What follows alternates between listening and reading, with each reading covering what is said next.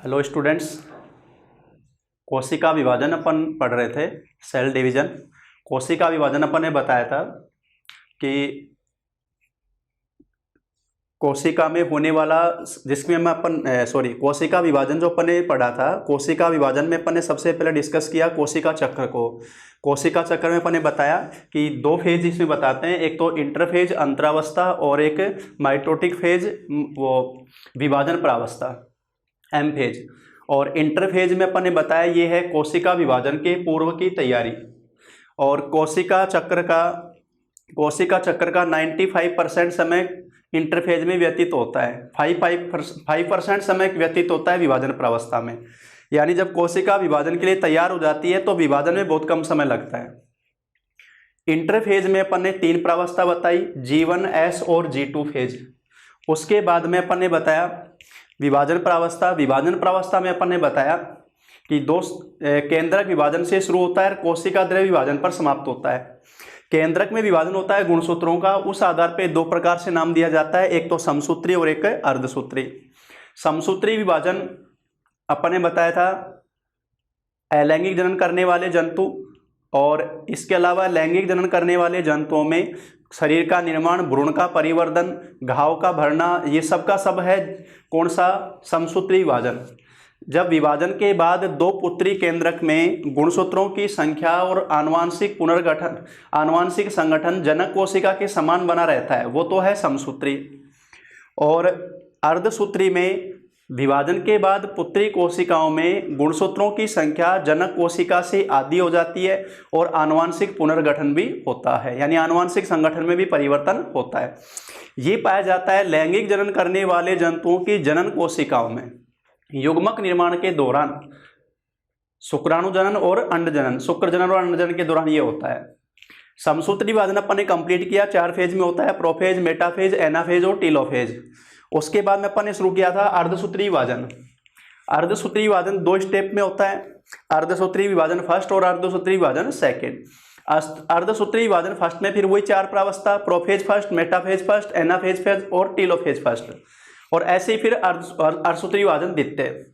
अर्धसूत्री विभाजन को प्रथम को नाम दिया जाता है न्यूनकारी विभाजन, क्योंकि मेनली इसी में गुणसूत्रों की संख्या आधी होती है। उसमें अपन प्रोफेज फर्स्ट को डिस्कस कर रहे थे, और प्रोफेज फर्स्ट में अपन ने बताया था कि प्रोफेज फर्स्ट में 5 प्रावस्था होती है। सबसे पहली प्रावस्था बताई थी अपन ने लेप्टोटिन, दूसरी बताई थी अपन ने जाइगोटिन, तीसरी बताई थी अपन ने पैकाइटिन, चौथी बताई थी अपन ने डिप्लोटिन, और 5वीं बताई थी वही डाइकाइनेसिस। डाइकाइनेसिस पारगति क्रम जो बोला जाता है। डिप्लोटिन, लेप्टोटिन, जाइगोटिन, पैकाइटिन, डिप्लोटिन और डाइकाइनेसिस, ये 5 प्रावस्था बताई थी। लेप्टोटिन प्रावस्था बोली जाती है, सूत्रण अवस्था भी बोलते हैं इसको, क्योंकि इसमें इंटरफेज के गुणसूत्र पतले धागे नुमा हो जाते हैं, और आसंजक पट्टी की सहायता से ये जो गुणसूत्र हैं, इनके जो सिरे होते हैं वो केंद्रक झिल्ली से जुड़े होते हैं, केंद्रक झिल्ली से जुड़े होते हैं आसंजक पट्टी की सहायता से। तो इसी आधार पर अपन ने बताया था कि इसको एक नाम दिया जाता है बुके प्रावस्था, गुलदस्ता प्रावस्था, क्योंकि गुणसूत्र इकट्ठे होकर केंद्रक झिल्ली पर इकट्ठे होकर गुलदस्ते नुमा संरचना में बदल जाते हैं। इस प्रावस्था में इंटरफेज की जो क्रोमेटिन जालिका है वो पतले धागे नुमा गुणसूत्रों में रूपांतरित होती है। क्रोमेटिड अभी दिखाई नहीं दे रहे हैं, ये धागे नुमा गुणसूत्र केंद्रक झिल्ली अभी भी मौजूद है, और केंद्रिका भी मौजूद है, केंद्रिका भी मौजूद है। और गुणसूत्रों के सिरे आसंजक पट्टिका की सहायता से केंद्रक झिल्ली से जुड़े होते हैं, तो ये प्रावस्था कहलाती है बुके प्रावस्था। जाइगोटिन में होता है, जिसमें बोलते हैं सूत्र युग्मन, जाइगोटिन जो बोली जाती है सूत्र युग्मन, यानी सिनेप्सिस क्रिया, सूत्र युग्मन क्रिया, सूत्रण युग्मन, जिसमें समजात गुणसूत्रों के जोड़े बनते हैं। समजात गुणसूत्रों के जोड़े बनना, समजात गुणसूत्र उनको कहा जाता है, समजात गुणसूत्र उनको कहा जाता है जो आकार, आकृति और जिन पर जीन का क्रम क्या होता है, एक समान, वो कहलाते हैं समजात गुणसूत्र। यहां पर भी क्रोमेटिड दिखाई नहीं दे रहे हैं। समजात गुणसूत्र वाली अवस्था कौन सी होती है भाई, जाइगोटिन, और इस सूत्र युग्मन क्रिया बोलते हैं। समजात गुणसूत्रों का जोड़ा बनना सूत्र युग्मन क्रिया कहलाती है। पैकाइटिन में, जाइगोटिन के पैकाइटिन अवस्था में जो बाइवेलेंट जो है वो टेट्रावेलेंट हो जाते हैं, यानी टेट्राड के रूप में दिखाई देते हैं। ये देखो क्रोमेटिड नजर आने लग गए, और इनमें क्रोमेटिड में से जो एक गुणसूत्र की जो भुजाएं हैं वो तो आपस में होती हैं सिस्टर क्रोमेटिड। तो जैसे ये और ये तो इनको तो बोला जाएगा सिस्टर क्रोमेटिड। एक गुणसूत्र की भुजाएं आपस में कैसी कहलाती हैं भाई, सिस्टर क्रोमेटिड, या एक गुणसूत्र के क्रोमेटिड जो होते हैं वो तो कहलाते हैं सिस्टर क्रोमेटिड। और एक गुणसूत्र के क्रोमेटिड दूसरे गुणसूत्र के सापेक्ष क्या कहलाते हैं, नॉन सिस्टर क्रोमेटिड, वो कहलाते हैं भी non sister chromatid, non sister chromatid वो कहलाते हैं। नॉन सिस्टर क्रोमेटिड आपस में लिपटते हैं, यानी समजात गुणसूत्र के जो नॉन सिस्टर क्रोमेटिड हैं उनके बीच में जीन विनिमय क्रिया होती है, और इनका जो ये जो आपस में लिपटते हैं और जीन विनिमय क्रिया होती है, ये अवस्था किस में आती है भी, पैकाइटिन में। डिप्लोटिन के अंदर समजात गुणसूत्रों में जीन विनिमय क्रिया होने के बाद, जीन विनिमय, अब मैं यहां पर समजात गुणसूत्र का एक ही जोड़ा दिखा रहा हूं, जीन विनिमय होने के बाद उपांति भवन होता है, और उपांति भवन में क्या होता है भाई, काइजमेटा निर्माण। यानी जो समजात गुणसूत्र की नॉन सिस्टर क्रोमेटिड एक दूसरे से लिपटी हुई है ना, अब इनमें शुरू होता है जो गुणसूत्र बिंदु सेंट्रोमियर से भुजाओं की तरफ उपांति भवन क्रिया यानी खुलना। भुजाओं का जहां से जीन विनिमय क्रिया हुई उसके बाद में नॉन सिस्टर क्रोमेटिड खुलना शुरू होती है, और इस क्रिया को नाम देते हैं उपांति भवन। लेकिन जहां पर जीन विनिमय हुआ उन जगह पर अभी भी गुणसूत्र जुड़े रहते हैं, तो यहां एक्स नुमा रचना बन जाती है जहां जीन विनिमय होता है। ये एक्स नुमा रचना जो है इनको नाम देते हैं काइजमेटा। इनको क्या नाम देते हैं भी, काइजमेटा, जहां पर जीन विनिमय क्रिया हुई है। और ये जो जीन विनिमय क्रिया हुई है ना, काइजमेटा बिंदु, यहां पर गुणसूत्र अभी भी जुड़े रहते हैं, ये काइजमेटा निर्माण डिप्लोटिन के अंदर है। और यहां पर मैंने बताया, यहां पर जीन विनिमय क्रिया हुई, जीन विनिमय के बाद में नॉन सिस्टर क्रोमेटिड खुलते हैं, इस क्रिया को उपांति भवन कहते हैं। और जहां जीन विनिमय हुआ, रिकॉम्बिनेट जो नोड्यूल्स होते हैं वहां पर अभी भी गुणसूत्र जुड़े रहते हैं, जिसको अपन काइजमेटा बिंदु बोलते हैं। ये एक्स आकार की रचना बनती है, काइजमेटा जो बनते हैं। अब डाइकाइनेसिस में जो जो जीन विनिमय हो गया, यानी उपांति भवन पूर्ण हो जाता है। उपांति भवन पूर्ण होने का मतलब जीन विनिमय के बाद में जो गुणसूत्र है वो पृथक हो जाते हैं। उपांति भवन पूर्ण हो जाता है, जीन विनिमय के बाद में गुणसूत्र पृथक हो जाते हैं। तो इस तरह से प्रोफेज फर्स्ट जो पूर्ण होता है, प्रोफेज फर्स्ट पूर्ण होने के बाद में जीन विनिमय क्रिया पूरी हो गई,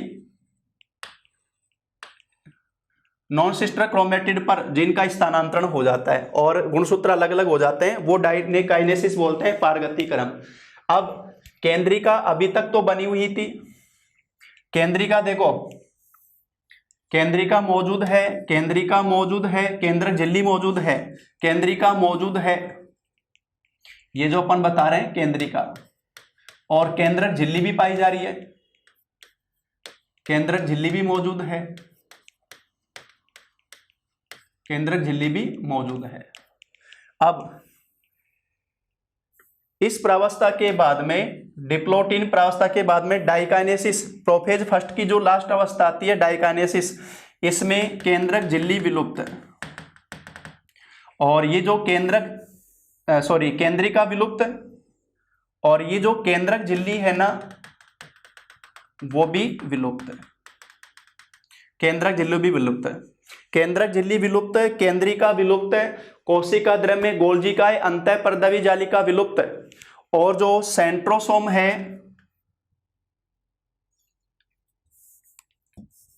जो सेंट्रोसोम है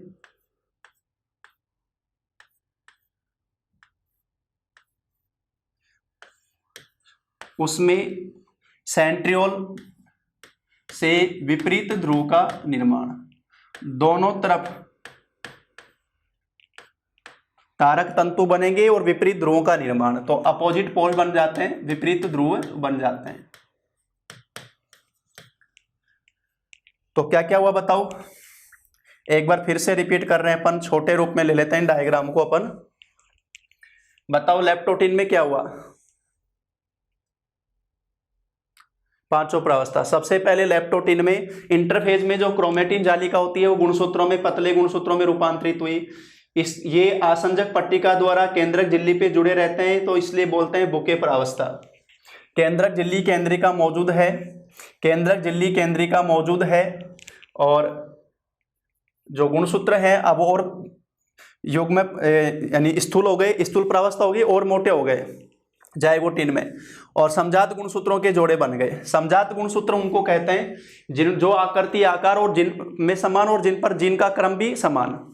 और इन समजात गुणसूत्र में से एक तो होता है मातृक गुणसूत्र और एक होता है पैतृक गुणसूत्र, समझ रहे हो, यानी एक तो अंडाणु से और एक शुक्राणु से। और इनमें से अगली प्रावस्था में पैकाइटिन में ये और मोटे हो जाते हैं, साथ में जो बाइवेलेंट थे वो टेट्रावेलेंट हो जाते हैं, चतुष्क रूप में हो जाते हैं। द्विक रूप में थे अब चतुष्क रूप में हो गए, यानी क्रोमेटिन नजर आने लगे। और ये जो चतुष्क रूप हुआ उसमें गुणसूत्र के, एक गुणसूत्र के क्रोमेटिड कहलाते हैं सिस्टर क्रोमेटिड आपस में, और समजात गुणसूत्र के सापेक्ष वो कैसे हो गए, non sister chromatid. Non sister chromatid एक दूसरे से लिपटते हैं, उन पर जीन विनिमय क्रिया होती है। डिप्लोटीन में जीन विनिमय पूर्ण होने के बाद में जो नॉन सिस्टर क्रोमेटिड हैं वो सेंट्रोमियर से भुजाओं के गुणसूत्रों के शीर्ष की ओर खुलना शुरू होती है, इस क्रिया को बोलते हैं उपांति भवन। लेकिन जहां जीन विनिमय हुआ, जिन बिंदुओं पर गुणसूत्र जुड़े हुए थे उन जगह पर अभी भी वो जुड़े रहते हैं, जो काइजमेटा बिंदु बोले जाते हैं, एक्स आकार में होते हैं। और डाइकाइनेसिस में उपांति भवन पूर्ण हो जाता है, दोनों समजात गुणसूत्र पृथक हो जाते हैं जीन विनिमय के बाद में, और केंद्रक झिल्ली केंद्रिका विलुप्त और विपरीत ध्रुव का निर्माण, ये जहां पर प्रोफेज फर्स्ट पूर्ण होता है। तो ये प्रोफेज फर्स्ट की पांचों प्रावस्था हैं। इनमें से सबसे जो, अब इनको अपन मेन जो इनके पॉइंट है वो नोट करेंगे एक एक करके। सबसे पहली प्रावस्था मैंने कौन सी बताई है, लेप्टोटीन। और इस लेप्टोटीन प्रावस्था में बताओ क्या हुआ,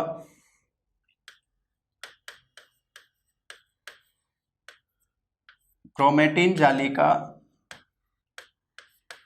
पतले व लंबे गुणसूत्रों में रूपांतरित, और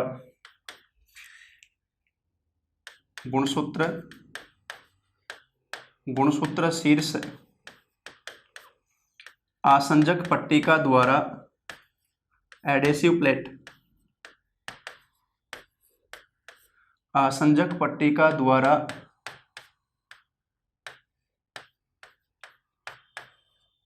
केंद्रक झिल्ली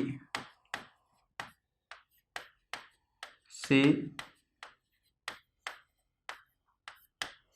संयुक्त रहते हैं, अर्थात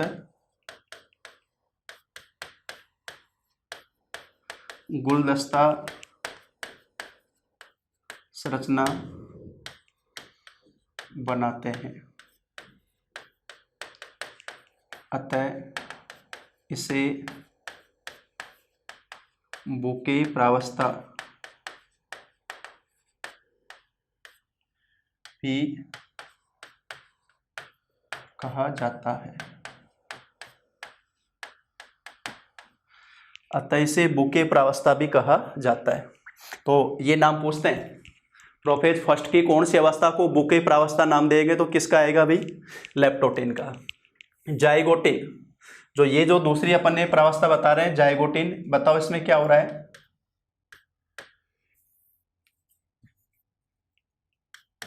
गुणसूत्र संघनित होकर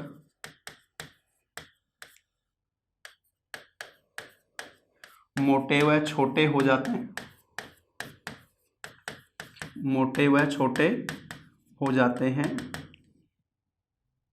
ये तो अपन ने बता दिया लेप्टोटिन का। अब जाइगोटिन का बता रहे हैं, गुणसूत्र संघनित होकर क्या हो जाते हैं भाई, मोटे व छोटे हो जाते हैं। दूसरा पॉइंट,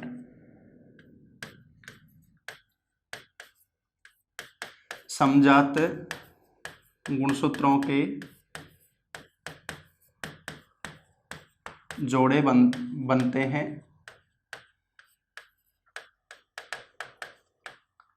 जिन्हें युगली कहा जाता है, बाइवेलेंट कहा जाता है, युगली कहा जाता है। तो समजात गुणसूत्रों के जोड़े को क्या नाम देते हैं भाई, युगली कहा जाता है। युगल पेयर हो गया, युगली कहा जाता है। अब समजात गुणसूत्र वे हैं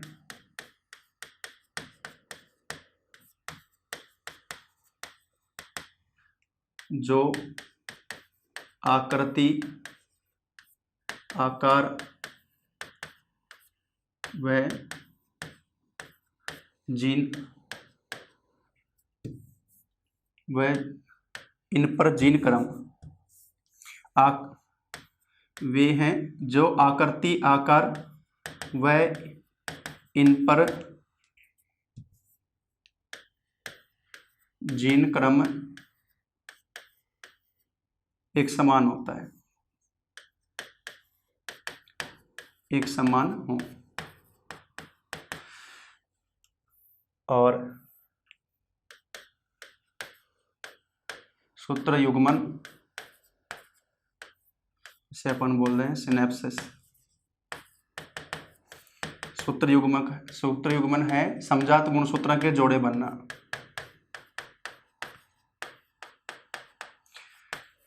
समजात गुणसूत्रों के जोड़े बनने की क्रिया,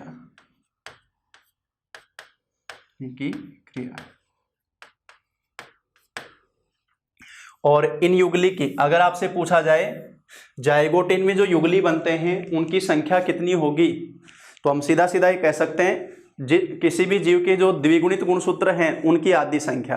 जैसे मनुष्य में द्विगुणित गुणसूत्रों की संख्या होती है 46। द्विगुणित गुणसूत्र टोटल कितने हैं भाई, 46 हैं। अब पेयर बने तो कितने हो गए, 23 पेयर। तो युगली कितने हुए, पेयर के जो हिसाब से आएंगे। इसमें से एक मात्रक विशेषक और एक पैतृक विशेषक होता है, ये भी ध्यान रखना है। युगली में एक तो मात्रक गुणसूत्र होता है और एक पैतृक गुणसूत्र होता है। युगली के अंदर जो रहता है वो जाइगोटिन प्रावस्था अभी भी केंद्र दिल्ली केंद्री का मौजूद है। पैकाइटिन में क्या हो रहा है अभी, पैकाइटिन में समजात गुण, अब ध्यान रखना है इसमें, देखो एक चीज बता रहा हूं,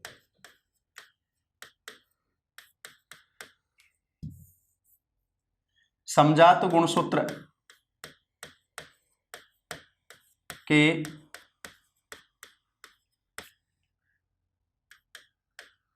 नॉन सिस्टर क्रोमेटिड के मध्य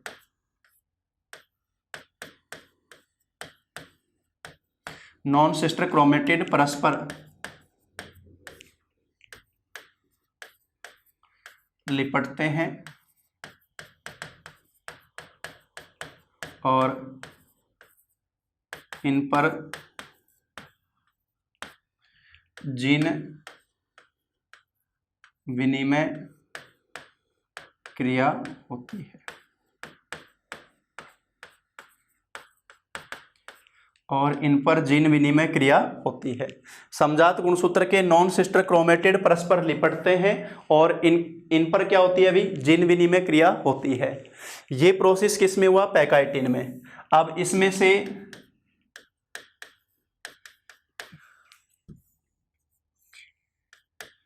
एक गुणसूत्र के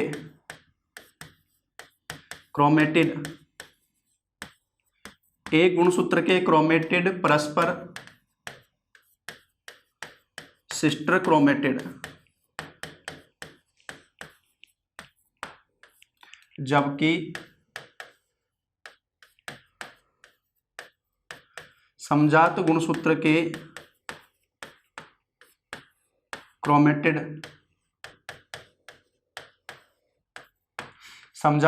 के क्रोमेटिड परस्पर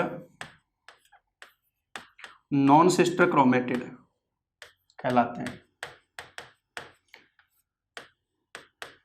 नॉन सिस्टर क्रोमेटिड कहलाते हैं। ध्यान रखना, अगर तो ये जो मैंने बताया कि एक ही गुणसूत्र की जो क्रोमेटिड है, भुजाएं हैं, गुणसूत्र भुजा, वो तो आपस में है सिस्टर क्रोमेटिड, और समजात गुणसूत्र की क्रोमेटिड जो परस्पर हैं, समजात गुणसूत्र के जो क्रोमेटिड परस्पर हैं दोनों के, वो कैसे हो गए, नॉन सिस्टर क्रोमेटिड। तो ये नॉन सिस्टर क्रोमेटिड होंगे, जबकि ये आपस में ये या ये लेंगे तो वो सिस्टर क्रोमेटिड होंगे। ये स्थिति आती है। तो ये दो प्रकार से अपन ने बताया, सिस्टर क्रोमेटिड और नॉन सिस्टर क्रोमेटिड। अभी भी केंद्रक झिल्ली केंद्रिका बनी हुई है। बताओ डिप्लोटिन में क्या हो रहा है, डिप्लोटिन के अंदर क्या स्थिति आ रही है। हाँ, एक चीज और ध्यान रखना, पैकाइटिन अपन ने बताया था सबसे लंबी प्रावस्था,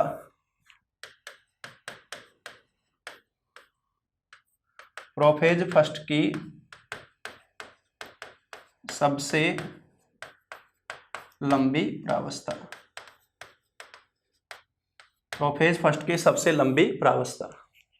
अब जो है डिप्लोटिन, अगली प्रावस्था जो अपन बता रहे हैं डिप्लोटिन, इसमें क्या हो रहा है देखो, डिप्लोटिन के अंदर अब यहां पर अपन ने एक ही समजात गुणसूत्र का जोड़ा लिया है।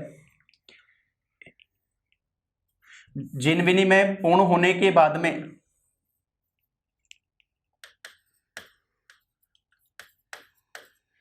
जीन विनिमय पूर्ण होने के बाद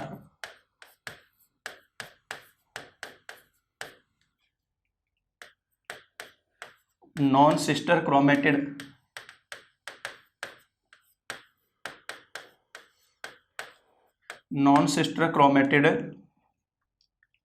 सेंट्रोमियर से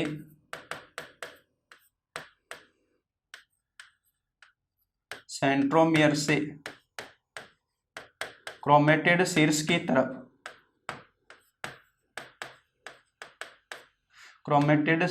तरफ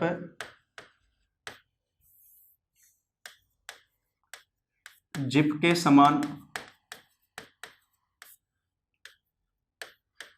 खुलते हैं, जिप के समान खुलते हैं।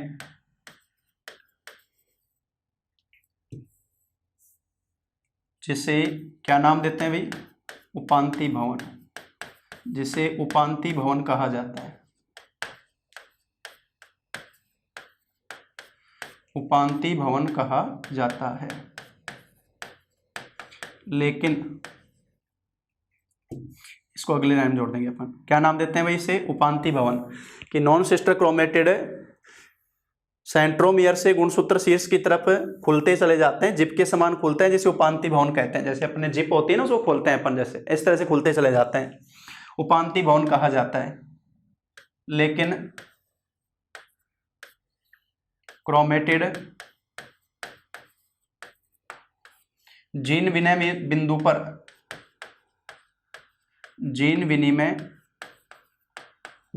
पर अभी भी जुड़े रहते हैं। जीन विनिमय बिंदु पर अभी भी जुड़े रहते हैं, जिसे काइज़मेटा काइजमेटा बिंदु कहा जाता है। काइजमेटा बिंदु कहा जाता है, यानी अभी भी नॉन सिस्टर क्रोमेटिड जिस बिंदु पर जुड़े हुए हैं उसे कौन सा बिंदु कहते हैं भी? काइजमेटा बिंदु कहते हैं। अब आती है प्रोफेज फर्स्ट की सबसे लास्ट प्रावस्था, जिसको नाम दिया जाता है डाइकाइनेसिस। और इसमें क्या हो रहा है?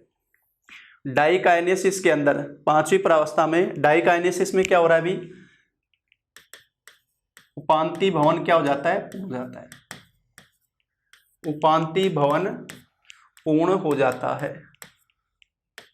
और उपांति भवन पूर्ण होने का मतलब है समजात गुणसूत्र वापस से खुल जाते हैं। उपांति भवन पूर्ण हो जाता है। उसके बाद में दूसरा पॉइंट क्या लिखेंगे भाई? केंद्रक झिल्ली व केंद्रिका विलुप्त हो जाती है। केंद्रक झिल्ली व केंद्रिका क्या हो जाती है? विलुप्त हो जाती है।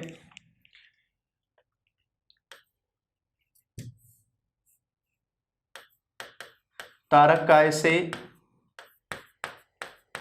विपरीत ध्रुवों, तारक काय से विपरीत ध्रुवों का निर्माण होता है। विपरीत ध्रुवों का निर्माण होता है। तारकाय से विपरीत ध्रुव बन जाते हैं और ER व गोल्जिकाय विलुप्त है।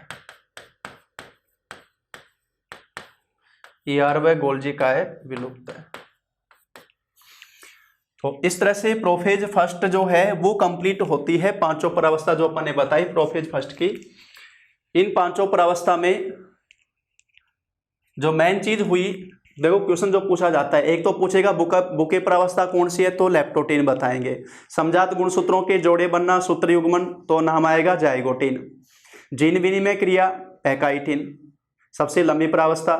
उसके बाद में जीन विनिमय पूर्ण होना और गुणसूत्रों का नॉन सिस्टर क्रोमेटिड का खुलना या काइजमेटा का निर्माण, वो बताएंगे अपन डिप्लोटीन। और उपांति भवन पूर्ण होना, प्रोफेज फर्स्ट की सबसे छोटी प्रावस्था, प्रोफेज फर्स्ट की सबसे छोटी प्रावस्था, तो नाम किसका आएगा? डायनेसिस का, डाइकाइनेसिस का। प्रोफेज फर्स्ट की सबसे छोटी प्रावस्था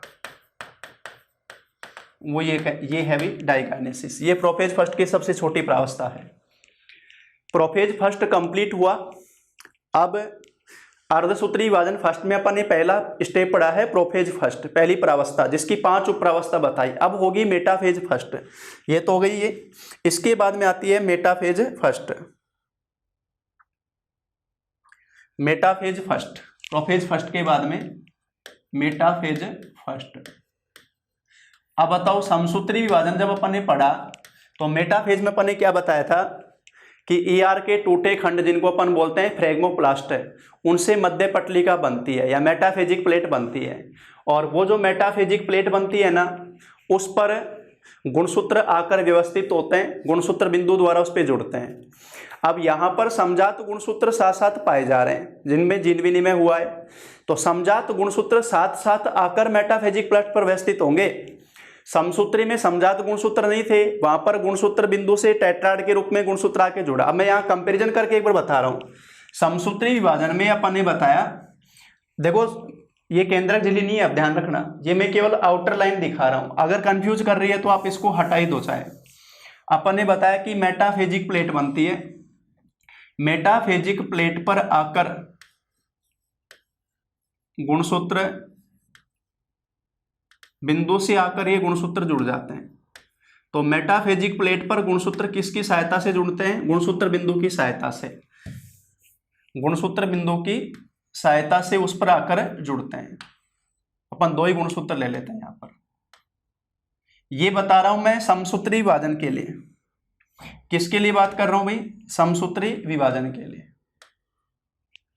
और विपरीत ध्रुव, विपरीत ध्रुव जो रहते हैं उनसे निकलते हैं तरकु तंतु, और ये जो तरकु तंतु निकलते हैं वो तरकु तंतु अपन ने बताया गुणसूत्र बिंदु से जाकर जुड़ते हैं, वो गुणसूत्र बिंदु से जाकर जुड़ते हैं। तो विपरीत ध्रुव से जो तरकु तंतु निकलते हैं वो तरकु तंतु गुणसूत्र बिंदु से जाकर, जिसमें अपन ने बताया था काइनेटोकोर डिस्क नुमा रचना होती है, और फिर इनमें होता है, ये स्थिति अपन ने बताई थी मेटाफेज तक की, मेटाफेज में स्थिति ये बताई थी अपन ने। तो मेटाफेजिक प्लेट जो बनती है उस पे गुणसूत्र बिंदु की सहायता से गुणसूत्र आकर व्यवस्थित हो जाते हैं और तरकु तंतु इस पर आकर जुड़ते हैं। ये बताइए अपन ने समसूत्री के लिए। अब बात करें अपन अर्धसूत्री के लिए। अर्धसूत्री में स्थिति क्या हो रही है, केंद्रक झिल्ली केंद्रिका तो विलुप्त हो गई प्रोफेज लास्ट में, कि जो मध्य पटलिका है ना, ये मध्य पटलिका लिया अपन ने, मैं कंपैरिजन करके ले रहा हूं ताकि और इजी वे में अपन समझ सके, डिफरेंस भी समझ में आ सके। यहां मेटाफेजिक प्लेट बनती हैं दो। कितनी मेटाफेजिक प्लेट बनती हैं भाई? दो बनती हैं। दो मेटाफेजिक प्लेट बनती हैं समांतर रूप से, दो मेटाफेजिक प्लेट बनती हैं समांतर रूप से। अब अपन ने बताया समजात गुणसूत्र। समजात गुणसूत्र वही गुणसूत्र बिंदु से आकर यहां व्यवस्थित होते हैं टेट्राड के रूप में। जैसे समजात गुणसूत्र का एक गुणसूत्र तो ये हो गया, और समजात गुणसूत्र का दूसरा गुणसूत्र ये हो गया। इसी प्रकार से यहां दिखा देता हूं मैं, टेट्राड के रूप में जो आकर व्यवस्थित होते हैं, ये लो, ये समजात गुणसूत्र के जोड़े हैं। और इन पर अपन ने दिखाया था कि जहां पर जीन विनिमय हुआ, जैसे अपन दिखा देते हैं पॉइंट, जहां पर जीन विनिमय क्रिया हुई अपन ने, जैसे इन इधर एक तरफ दिखा दिया, कोई बात नहीं। तो आप ध्यान रखना, यहां मेटाफेजिक प्लेट बनती है एक, यहां मेटाफेजिक प्लेट बनती है दो, समांतर रूप से मेटाफेजिक प्लेट दो हैं जिन पर समजात गुणसूत्र आकर व्यवस्थित होते हैं। समजात गुणसूत्र आकर वो उसी प्रकार से जुड़ रहे हैं गुणसूत्र बिंदु से, लेकिन यहां मेटाफिजिक प्लेट दो हैं जिन पर ये समजात गुणसूत्र इस प्रकार से व्यवस्थित होते हैं। अब बताओ, जो बात करेंगे अपन विपरीत ध्रुव, विपरीत ध्रुव जो अपन बनाते हैं दोनों साइड में, विपरीत ध्रुव से क्या निकलेंगे बताओ? वहां से निकलेंगे तरकु तंतु, और ये तरकु तंतु काइनेटोकोर, गुणसूत्र बिंदु के काइनेटोकोर पर आकर जुड़ेंगे। ये जो गुणसूत्र बिंदु है उसकी काइनेटोकोर डिस्क रूपा जो रचना बताई थी अपन, उस पर आकर जुड़ते हैं। तो क्या अंतर है बताओ समसूत्री विभाजन की मेटाफेज में और अर्धसूत्री विभाजन फर्स्ट की मेटाफेज में, यानी मेटाफेज फर्स्ट में। समसूत्री विभाजन में मेटाफेज में मेटाफिलेजिक प्लेट एक बनती है जिस पर गुणसूत्र बिंदु द्वारा गुणसूत्र आकर जुड़ जाते हैं, और विपरीत ध्रुव से तारक तंतु इस पर आते हैं। यहां पर समजात गुणसूत्र आकर व्यवस्थित होते हैं तो मेटाफेजिक प्लेट दो बनती है, ये मेन डिफरेंस आ रहा है। और गुणसूत्र वही गुणसूत्र बिंदु की सहायता से इस पे जुड़ रहे हैं मेटाफेजिक प्लेट पर, बस मेटाफेजिक प्लेट बन कितनी रही है भाई? दो बन रही है। अब इस मेटाफेज में तो बताओ अर्धसूत्री विभाजन की जो मेटाफेज फर्स्ट हुई उसमें ये स्थिति आई। अब इस मेटाफेज के बाद में अगली अगर अपन ले लें एनाफेज, मेटाफेज के बाद में अर्धसूत्री विभाजन की एनाफेज फर्स्ट। अब बताओ समसूत्री में एनाफेज में क्या हुआ था, उसको एक बार रिपीट कर लेते हैं। ये तो मेटाफेजिक प्लेट थी और ये थे भाई विपरीत ध्रुव, ये निकले हुए थे उनसे तारक तंतु, ये तारक तंतु निकले हुए थे, और ये जो तारक तंतु हैं दोनों तरफ से संकुचन प्रारंभ होता है इन तरकु तंतु में, स्पाइंडल फाइबर में। और ये जो गुणसूत्र यहाँ पर मौजूद थे मेटाफेजिक प्लेट पर, देखो यहाँ पर ये मेटाफेजिक प्लेट पर जो गुणसूत्र उपस्थित थे ये वाले, ये यहाँ पर काइनेटोकोर से ये इनका सेंट्रोमियर का विपाटन हो जाता है, गुणसूत्र बिंदु का विपाटन हो जाता है, और विपाटन होने से इस गुणसूत्र का आधा भाग तो एक तरफ चला गया, गुणसूत्र का आधा भाग तो चला गया एक तरफ और आधा भाग चला गया एक तरफ, यानी गुणसूत्र की आधी मात्रा तो एक ध्रुव पर और आधी मात्रा दूसरी ध्रुव पर चली गई। ये बताया अपन ने किसमें, समसूत्री में। समसूत्री में जब एनाफेज होता है तो तर्कु तंतु के द्वारा गुणसूत्रों को विपरीत रूप से खींचा जाता है। तो सेंट्रोमियर पर काइनेटोकोर से जहां से तर्कु तंतु आकर जुड़े हैं वो खींचते हैं तो इन गुणसूत्र बिंदु का विपाटन हो जाता है और गुणसूत्र आधे आधे रूप में बढ़ जाता है। अब मैंने बताया था कि जब ये प्रोसेस होता है मेटाफेज में, समसूत्री विभाजन में, गुणसूत्र की मात्रा दुगनी हो जाती है, प्रतिकृति के गुणसूत्र उसमें मौजूद हैं। तो प्रतिकृति का गुणसूत्र और मूल गुणसूत्र चले गए आधे आधे रूप में। तो गुणसूत्र के संगठन में कोई परिवर्तन नहीं है, संख्या में कोई परिवर्तन नहीं है, जितने गुणसूत्र नीचे उतने गुणसूत्र ऊपर जाएंगे बराबर रूप में, इसलिए वो समसूत्री विभाजन कहलाता है। मात्रा 2C से 4C हुई थी, अब बंटने के बाद में वापस वो 2C 2C हो जाएगी दोनों कोशिकाओं में। अब यहां पर क्या हो रहा है बताओ, दो मेटाफेजिक प्लेट है ना। अब यहां पर जब एनाफेज होगा तो तर्कु तंतु इन गुणसूत्रों को, तर्कु तंतु समजात गुणसूत्रों को विपरीत रूप ले जाएंगे, यानी ये गुणसूत्र तो इधर चला जाएगा और ये गुणसूत्र इधर। तो यहां पर सेंट्रोमियर का विपाटन नहीं होता, ये मेन डिफरेंस आता है कि जब एनाफेज होता है और गुणसूत्र विपरीत ध्रुवों की ओर जाएंगे तब सेंट्रोमियर का विपाटन नहीं है। ये गुणसूत्र का, समजात गुणसूत्र का एक जोड़ा एक तरफ चला गया और एक जोड़ा एक तरफ चला गया। तो बताओ एनाफेज फर्स्ट में क्या हो रहा है अभी, ये तो मेटाफेजिक प्लेट 1, ये मेटाफेजिक प्लेट 2। मेटाफेजिक प्लेट में हटा देता हूं, चलो दिखाई देते हैं उसको। ये विपरीत ध्रुव दोनों तरफ से,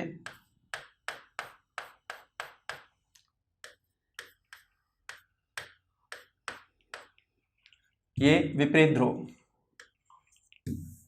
थोड़ा सा इसको छोटा कर,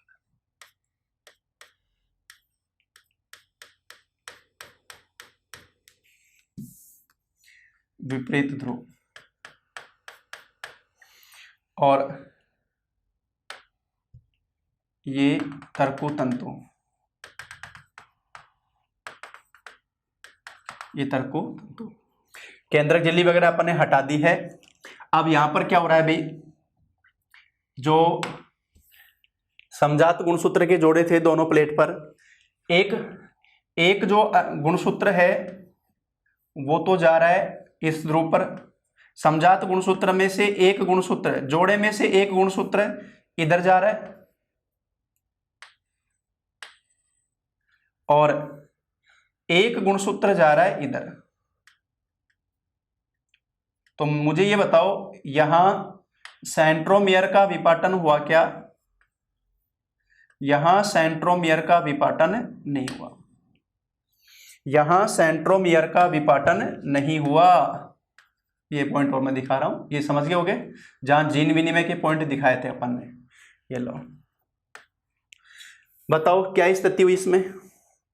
ये लो देखो, यहां सेंट्रोमियर का विपाटन हुआ, गुणसूत्र की आधी मात्रा चली गई, संख्या में परिवर्तन नहीं हुआ। यहां पर क्या हुआ बताओ, सेंट्रोमियर तो डिवाइड नहीं हुआ, सेंट्रोमियर विपाटित नहीं हुआ, लेकिन समजात गुणसूत्र के जो पेयर थी ना, समजात गुणसूत्र के जो जोड़े थे, उन जोड़े में से एक गुणसूत्र एक तरफ जा रहा है, एक गुणसूत्र एक तरफ जा रहा है, जीन विनिमय पूर्ण हो जाने के बाद में, जो प्रोफेज फर्स्ट में हो चुका। तो बताओ गुणसूत्र आधे आधे चले गए कि नहीं गए? मैंने बताया आपको 46 गुणसूत्र अपने जैसे 2n है, युगली बन गई तो कितने हो गए? 23 पेयर हो गए। अब 23 पेयर में से पेयर जो 23 हुए उसमें से पेयर में से एक एक तरफ जा रहा है, एक एक तरफ जा रहा है। तो बताओ एक तरफ जा रहे हैं 23 और एक तरफ जा रहे हैं 23। तो गुणसूत्र जो दोनों विपरीत ध्रुवों पर पहुंचेंगे वो गुणसूत्र संख्या में आधे हो गए कि नहीं हो गए?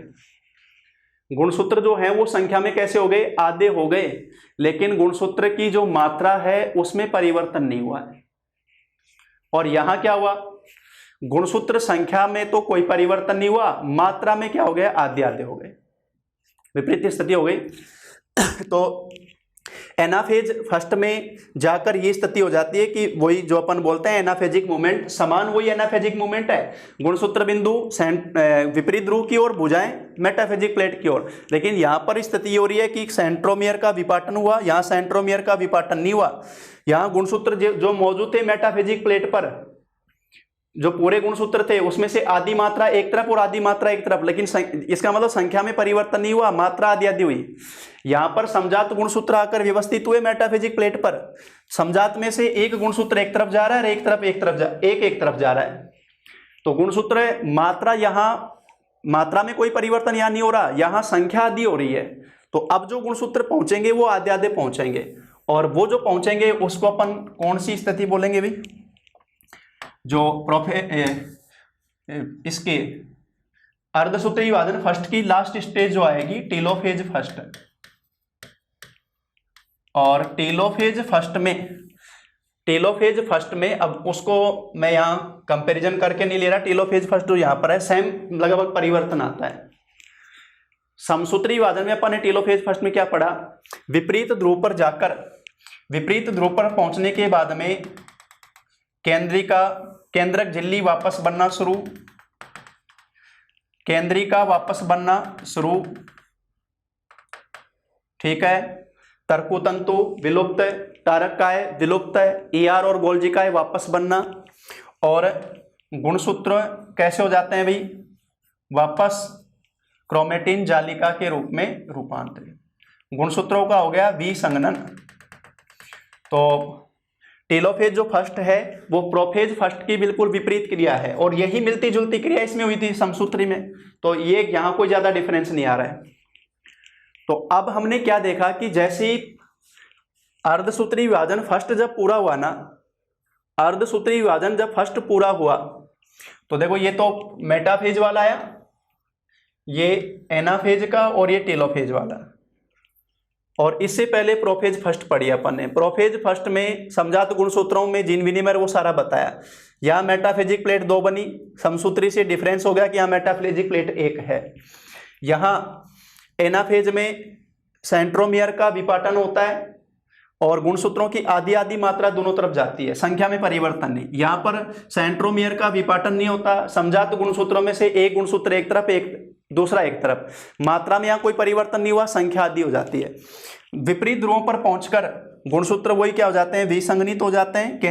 केंद्रक झिल्ली और केंद्रिका पुनः निर्माण, ईआर गोल्जिकाय पुनः निर्माण, तर्कुतंतु और तारक सेंट्रियोल तारक केंद्र विलुप्त है।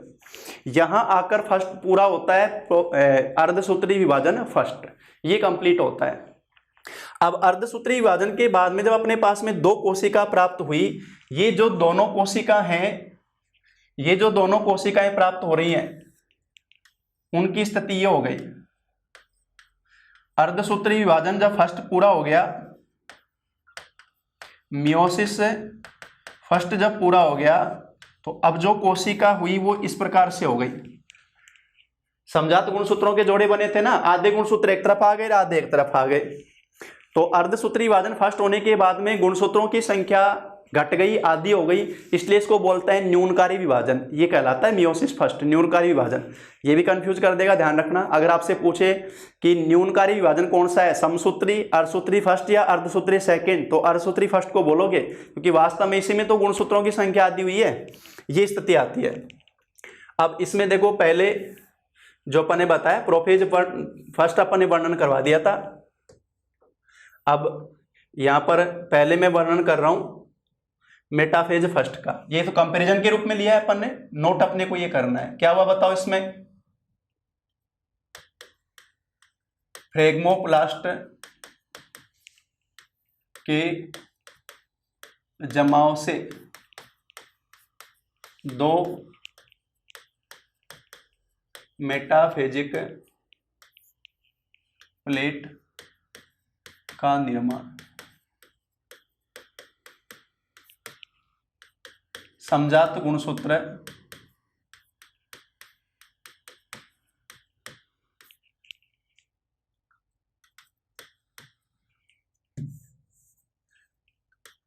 गुणसूत्र दोनों मेटाफेजिक प्लेट पर समांतर रूप से व्यवस्थित, समांतर रूप से व्यवस्थित दोनों मेटाफिजिक प्लेट पर तर्कुतंतु का सेंट्रोमियर से जुड़ना काइनेटोकोर संरचना के द्वारा, जो कि प्रोटीन वाला होती है। ये उस स्थिति किसमें हुई भी? मेटाफेज फर्स्ट में। अब एनाफेज फर्स्ट में क्या हो रहा है? एनाफेज फर्स्ट में तर्कु तंतुओं के संकुचन से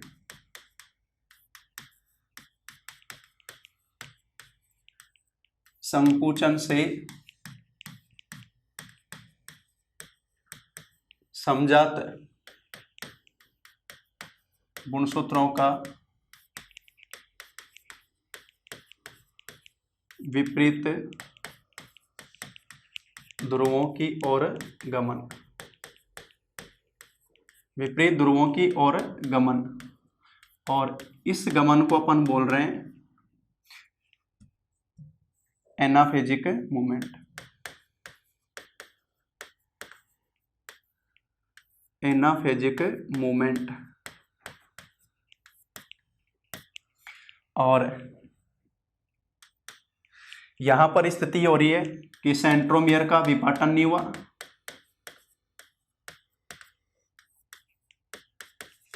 सेंट्रोमियर का विपाटन नहीं होता, यानी सेंट्रोमियर एक तरह से समझ लो कि खंडित नहीं होता है। सेंट्रोमियर का विपाटन नहीं होता। दोनों ध्रुवों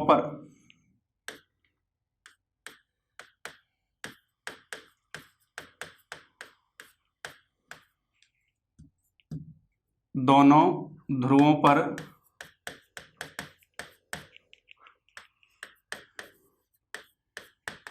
आधे आधे गुणसूत्र पहुंचना।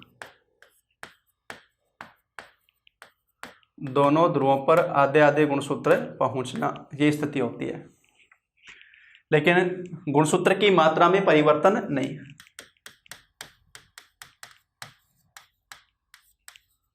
गुणसूत्र मात्रा समान। अब इसके बाद में जो टेलोफेज फर्स्ट है, टेलोफेज फर्स्ट में क्या हो रहा है अभी? यहां पर तो सेम वही स्थिति आ रही है, विपरीत ध्रुवों पर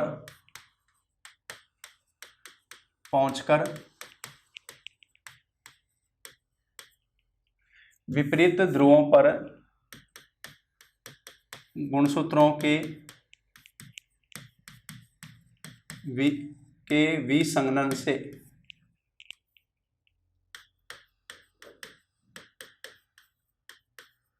क्रोमेटिन जालिका में रूपांतरण। गुणसूत्र किस में रूपांतरित हो गए? क्रोमेटिन जालिका में। केंद्रिका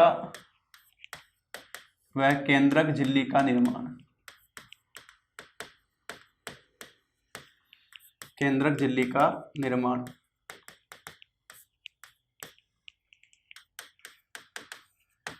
ER व गोल्जी का प्रकट होना।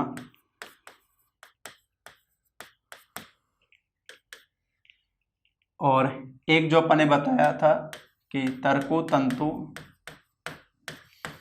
व सेंट्रियोल विलुप्त, सेंट्रियोल विलुप्त है, ये हो जाता है। और अब जब ये कंप्लीट हो गया, अर्धसूत्रण फर्स्ट कंप्लीट होने पर, अर्धसूत्रण फर्स्ट पूर्ण होने पर दो अगुणित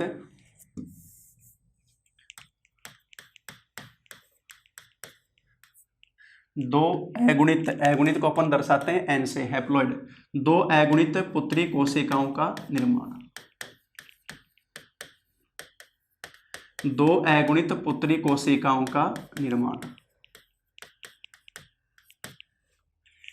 ये जब मियोसिस फर्स्ट कंप्लीट हुआ, तो देखो इसमें मेटाफेज में अपन ने बताया फ्रेगमोप्लास्ट के जमाव से दो मेटाफेजिक प्लेट बनती है। समजात गुणसूत्र दोनों मेटाफेजिक प्लेट पर समांतर रूप से व्यवस्थित हो जाते हैं। तर्कु तंतु सेंट्रोमियर से आके जुड़ जाते हैं। तर्कु तंतुओं के संकुचन से समजात गुणसूत्र विपरीत ध्रुवों की ओर जाते हैं, जिसे मेटाफेजिक मूवमेंट कहते हैं। यहाँ सेंट्रोमियर का विपाटन नहीं होता, दोनों ध्रुव पर आधे आधे गुणसूत्र पहुंचते हैं। यहाँ पर विपरीत ध्रुव जैसे ही विपरीत ध्रुव पे गुणसूत्र पहुंचकर विसंगनित होते हैं, क्रोमेटिन जालिका में बदल जाते हैं। केंद्रक झिल्ली केंद्रिका वापस आ जाती है, गोल्जिकाएं ईआर वापस प्रकट हो जाते हैं और तर्कु तंतु और सेंट्रियोल तारक केंद्र विलुप्त हो जाते हैं। तो ये जो अर्धसूत्री विभाजन फर्स्ट कंप्लीट हुआ, उसके बाद में एक जनक कोशिका से दो पुत्री कोशिका बनती हैं अगुणित, गुणसूत्रों की संख्या आदि आदि, ये स्थिति आती है। अब इसके बाद में शुरू होता है अर्धसूत्रण सेकंड। अर्धसूत्रण सेकंड और अर्धसूत्रण सेकंड होता है वास्तविक रूप से समसूत्री विभाजन। तो इसका वर्णन अपन नहीं करेंगे दोबारा से, क्योंकि ये बिल्कुल सेम वही है जो समसूत्री विभाजन है। बस स्थिति यहां पर ये हो गई कि अभी अपन ने पढ़ा कि सबसे पहली कोशिका से जैसे अर्धसूत्रण फर्स्ट कंप्लीट हुआ, मियोसिस फर्स्ट कंप्लीट हुआ, तो दो अगुणित कोशिका बनी और इनमें होगा अर्धसूत्रण सेकंड। तब स्थिति ये आती है कि ये समसूत्री है, तो अब n से n ही रहेंगी भाई। ये अगर ये समसूत्री होता है तो इनकी संख्या में परिवर्तन थोड़ी आएगा। ये कौन सा होगा, मियोसिस सेकंड। और इसका मतलब अर्धसूत्री विभाजन जब पूरा कंप्लीट होता है तो एक जनक कोशिका से चार अगुणित कोशिकाओं का निर्माण होता है। ध्यान रखना, अर्धसूत्री विभाजन जब कंप्लीट हो जाता है तो एक जनक कोशिका से चार अगुणित कोशिकाओं का निर्माण होता है। समसूत्री विभाजन एक जनक कोशिका से दो ही कोशिका बनेंगी और अर्धसूत्री विभाजन में एक जनक कोशिका से चार अगुणित कोशिका बनती हैं। इस तरह से कोशिका विभाजन दो होते हैं भाई, समसूत्री और एक बोलते हैं अर्धसूत्री। अब इसके बाद में अगर अपन दोनों का कंपैरिजन करें, यानी एक तरफ लें अपन समसूत्री विभाजन माइटोसिस और एक तरफ लें अपन अर्धसूत्री विभाजन, और अगर इन दोनों का कंपैरिजन किया जाए, समसूत्री और अर्धसूत्री विभाजन का अगर अपन कंपैरिजन करें, पहली चीज कि अगर अपन यहां पर कंपैरिजन कर रहे हैं तो अगर पहली चीज अपन इनमें देखें तो बताओ, यहां पर अपन ने क्या बताया था कि समसूत्री विभाजन किसको कहते हैं अपन, जनक कोशिका में होने वाला ऐसा विभाजन जिसमें पुत्री केंद्रक में गुणसूत्रों की संख्या जनक कोशिका के समान बनी रहती है, आनुवंशिक संगठन में कोई परिवर्तन नहीं होता। अर्धसूत्री विभाजन अपन ने बताया था जिसमें विभाजन के बाद में पुत्री कोशिकाओं में गुणसूत्रों की संख्या जनक कोशिका से आधी हो जाती है और आनुवंशिक संगठन में परिवर्तन होता है, जिसको आनुवंशिक पुनर्गठन कहते हैं। तो यहां तो अपन ये बताएंगे पुत्री कोशिकाओं में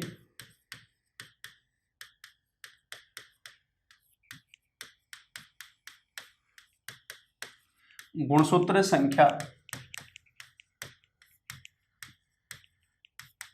जनक कोशिका के समान,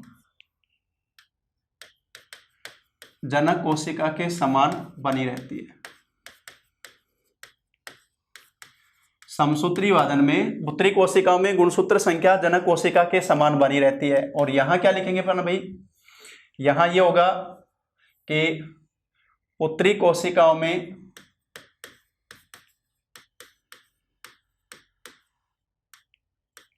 गुणसूत्र संख्या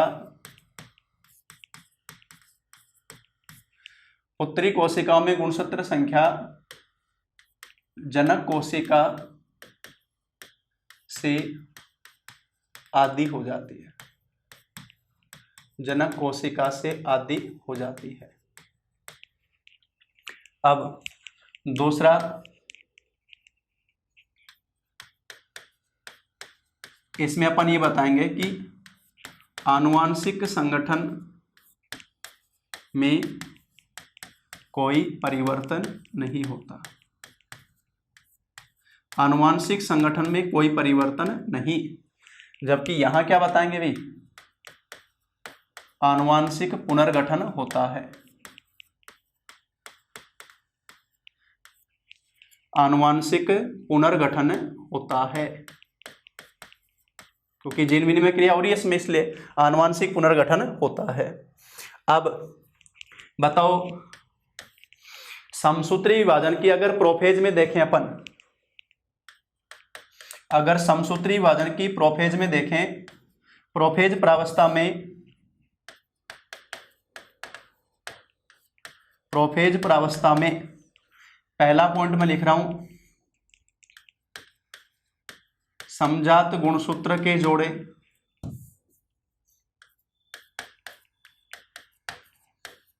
समजात गुणसूत्र के जोड़े, तो यहां क्या बताएंगे अपन, अब्सेंट। और देखो यहां मैंने इसका कंपैरिजन कर दिया है, प्रोफेज प्रावस्था, यहां प्रोफेज फर्स्ट प्रावस्था, ये ध्यान रखना। प्रोफेज सेकंड तो इसी के समान है, तो प्रोफेज फर्स्ट में ये स्थिति यहां पर क्या बताएंगे भाई, प्रेजेंट।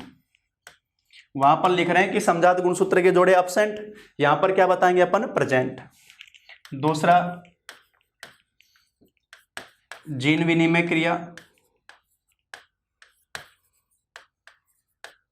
वो यहां पर क्या बताएंगे भाई, अब्सेंट, और यहां क्या बताएंगे अपन भाई, प्रेजेंट। फिर नंबर 3, काइजमेटा निर्माण,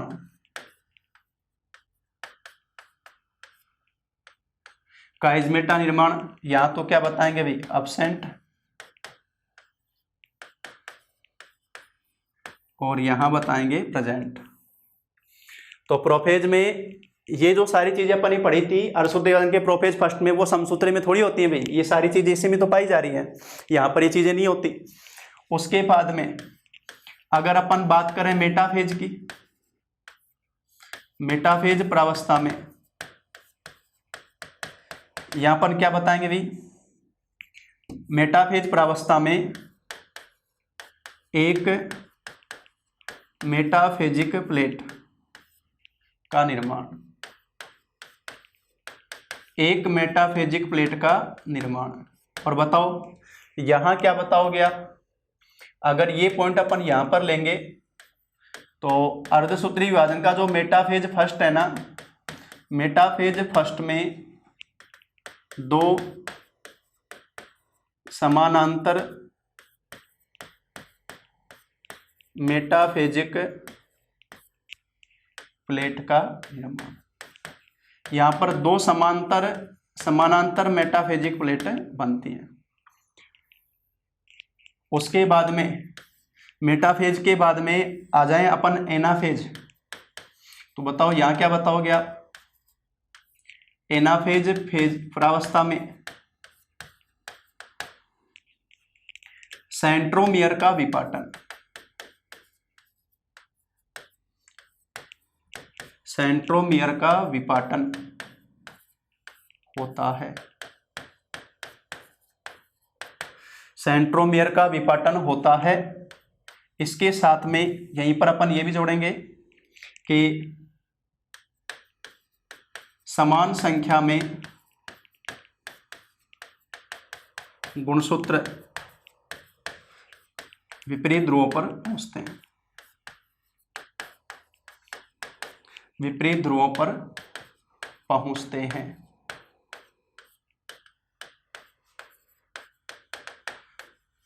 लेकिन गुणसूत्र मात्रा कैसी हो जाती है अभी, आधी हो जाती है, गुणसूत्र मात्रा आधी हो जाती है, ये स्थिति। अब बताओ ये एनाफेज फर्स्ट, यहां अगर अपन बात करेंगे अर्धसूत्री विभाजन की, एनाफेज फर्स्ट प्रावस्था में यहां पर अपन बताएंगे कि सेंट्रोमियर का विपाटन नहीं होता, सेंट्रोमियर का विपाटन नहीं होता है, और विपरीत ध्रुव पर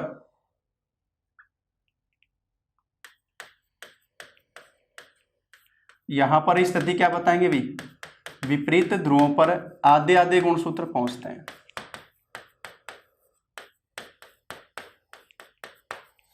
आधे आधे गुणसूत्र पहुंचते हैं।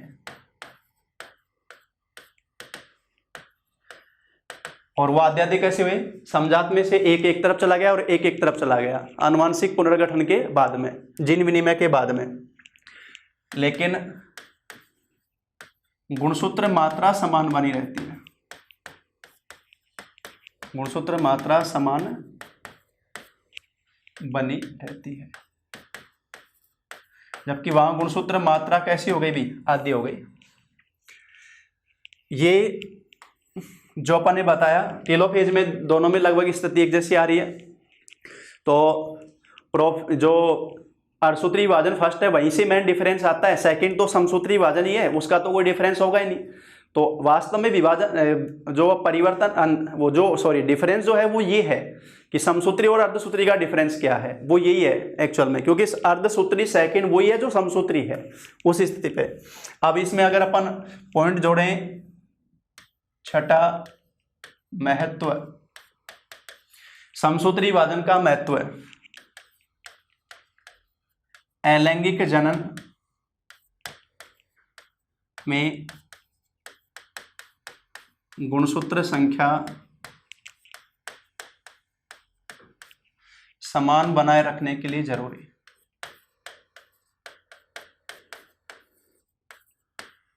के लिए आवश्यक। देखो अलैंगिक जनन में जनक एक ही होता है ना, एक ही जनक होता है, तो वहां पर गुणसूत्रों की संख्या को समान बनाए रखने के लिए ये वाला विभाजन होना जरूरी है, ताकि नई जीव जो बनेंगे उनमें वही गुणसूत्र होंगे जो जनक कोशिका के समान होंगे, लक्षणों में कोई परिवर्तन नहीं आ रहा, वही उसी की तरह समान है। यहाँ अगर अपन महत्व की बात करें तो जैसे वो अलैंगिक में गुणसूत्रों की संख्या जरूरी है वैसे ये जरूरी है लैंगिक के लिए। लैंगिक जनन में गुणसूत्रों की संख्या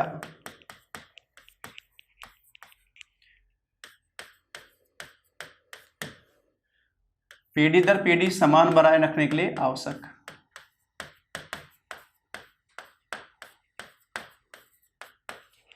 समान बनाए रखने के लिए आवश्यक, के लिए आवश्यक। अब इसमें अगर ये क्वेश्चन अगर ऐसे पूछा जाएगा ना कि लैंगिक जनन में पीढ़ी दर पीढ़ी गुणसूत्रों की संख्या समान बनाए रखने के लिए क्या आवश्यक है, तो उसमें दोनों चीज बोलोगे आप, अर्धसूत्री विभाजन और निषेचन, दोनों चीज उसमें आप बताओगे। जबकि यहां पर ने बताया कि क्योंकि निषेचन इसमें नहीं होगा अलैंगिक जनन करने वाले जंतुओं में ये स्थिति, तो यहां तो अपन विभाजन की तुलना कर रहे हैं इसलिए अपन ये लिखा है। अब बताओ इसके लिए अलावा अलैंगिक जनन किस में पाया जा रहा है।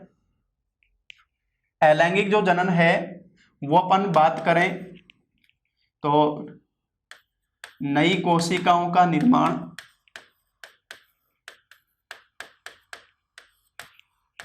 नई कोशिकाओं का निर्माण जिसे अपन कहेंगे गुणन, संख्या बढ़ाना, घाव का भरना, घाव का भरना, वृद्धि, मरम्मत, पुनरुद्भवन आदि आदि के लिए समसूत्री विभाजन क्या है भी आवश्यक है। नई कोशिकाएं जो बनती है वो सारी वही बनेगी जो जनक कोशिका उसके समान। घाव का भरना जैसे अपने चोट लगेगी वहां पर नई कोशिका बनती है, अपनी हड्डी टूटती है हड्डी भी वापस जुड़ती है, नई कोशिका बनती है, ये सबका सब कैसा हो रहा है भी समसूत्री हो रहा है। और युग्मक निर्माण, युग्मक निर्माण के लिए आवश्यक, युग्मक निर्माण के लिए कौन सा आवश्यक है भी, अर्धसूत्री विभाजन आवश्यक है। समसूत्री अर्धसूत्री विभाजन का कंपैरिजन अपन ने किया। अब इसमें देखो जो पॉइंट मैं लिखवा रहा हूं, n कोशिका निर्माण के लिए n कोशिका निर्माण के लिए आवश्यक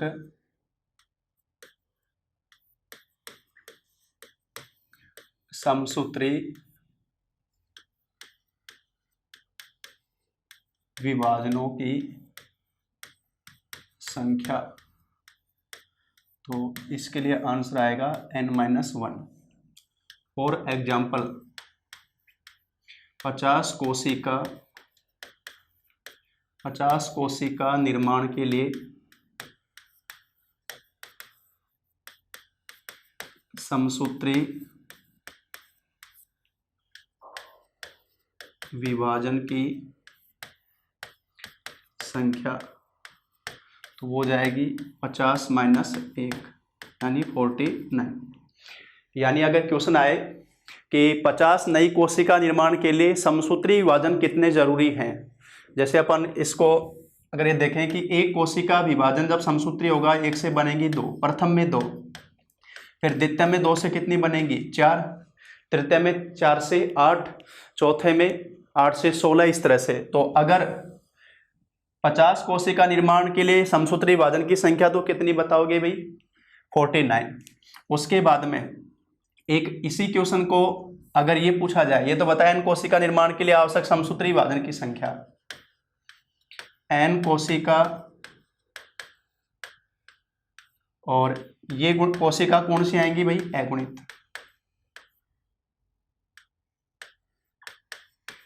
अगुणित कोशिका, n कोशिका, सॉरी अपन ने डिस्कस किया था कि अर्धसूत्री विभाजन होता है युग्मक निर्माण के दौरान, युग्मक निर्माण के दौरान अर्धसूत्री विभाजन क्रिया होती है। और वो जो अगुणित अर्धसूत्री विभाजन होता है, जो कोशिका बनती है वो अगुणित कोशिका होती है। तो n अगुणित कोशिका, n अगुणित कोशिका, अब जैसे इसमें मैं नाम लिखूं, जंतुओं की बात करें तो शुक्राणु, अंडाणु, नर युग्मक शुक्राणु, मादा युग्मक अंडाणु, अगुणित कोशिका हुई कि नहीं हुई।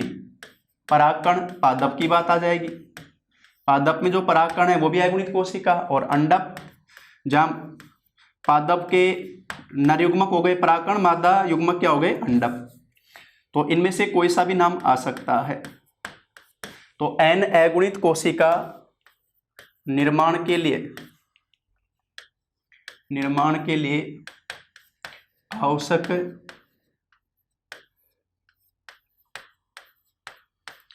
अर्धसूत्री विभाजन की संख्या, तो ऐसी स्थिति में अपन निकालेंगे n+n/4 से, n+n/4। एक एग्जांपल से बता रहा हूं, 100 परागकण निर्माण के लिए, 100 परागकण निर्माण के लिए कितने अर्धसूत्री विभाजन, कितने अर्धसूत्री विभाजन आवश्यक हैं, कितने अर्धसूत्री विभाजन आवश्यक हैं। तो आंसर क्या आएगा भाई, n का मतलब 100 और n/4 तो 100/4, तो ये हो गए 100 + 25 यानी 125। तो n युग्मक निर्माण के लिए कितने अर्धसूत्री विभाजन होंगे 125 होंगे। तो इस तरह से मैंने बताया समसूत्री और अर्धसूत्री विभाजन के लिए आवश्यक संख्या जो बोली जाती है, इन सूत्रों से इनको निकालोगे। समसूत्री विभाजन के लिए अपन ने बताया n-1, जितनी भी कोशिका आपको देगा 50 दे चाहे 100 दे, जितनी भी है उससे कम करके आंसर बता देना। अर्धसूत्री के लिए पूछेगा तो जितनी संख्या दी है वो और प्लस उसका चौथा हिस्सा और जोड़ देना, n+n/4। कोशिका विभाजन चैप्टर अपना कंप्लीट है। अगला चैप्टर शुरू करेंगे अपन अगली क्लास में।